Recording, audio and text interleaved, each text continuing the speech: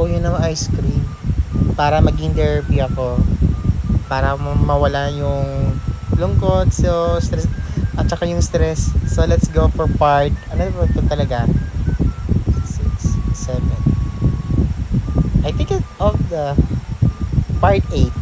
Yee! So ito hindi pala itong brush na yung ginawa ng barbecue. Yung barbecue na ginawang steak. Ginawang liempo. Ito yung ulam tuwing tanghali. May kasama ka pang kaibigan. Tinropa. Ito, ganyan din ako dati, sunod yan. Di ka nakakain. Ito pang kilig. Ito too much.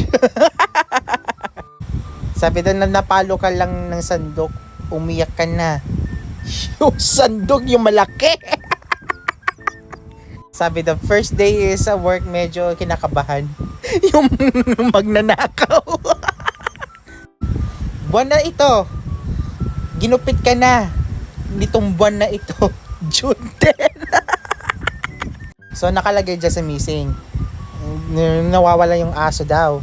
Missing dog Tommy. Reward 100,000 pesos. Uy, sana all. And ganyan siya. Breed Mogrel. Asong Askal with microchip. Oh, paano maging from microchip? Color green. Last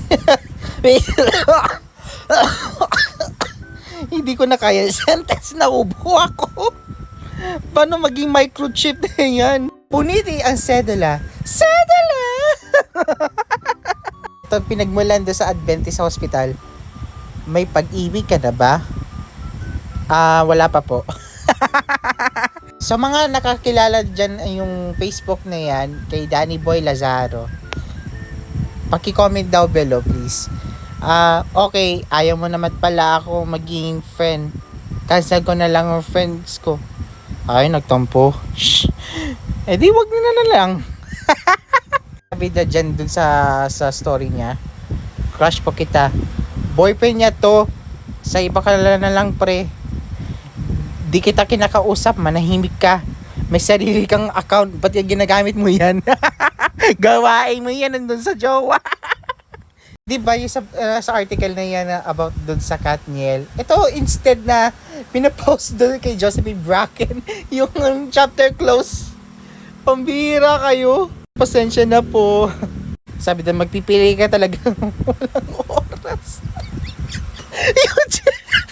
yung jackpot. Edu ka pa man din. Dapat alam mo lahat. Late night talks. Tapos late din reply. Wag na lang. Sabi dyan dun sa messenger na yung mama niya, Ma, di ba nagamit mo yung binili mo sabon kay Ate Jessa? Oo. Sabi daw, bigay ka daw ng feedback or honest review. Sabi niya, ano yun? Feedback, kunwari sabihin mo maganda ang sabon, nakakaputi at malambot sa balat. Ganyan, purihin mo lang yung sabon. Tapos yung para makabenta yung madami. O, upload niya daw na ng Facebook niya. Sabi daw niya, maganda ang sabon, araw-araw ko yung ginagamit. Dati ko pilay, nakakalakad na ako. Dahil dito, tech seller. Okay na yun daw. Kanino tong nanay to?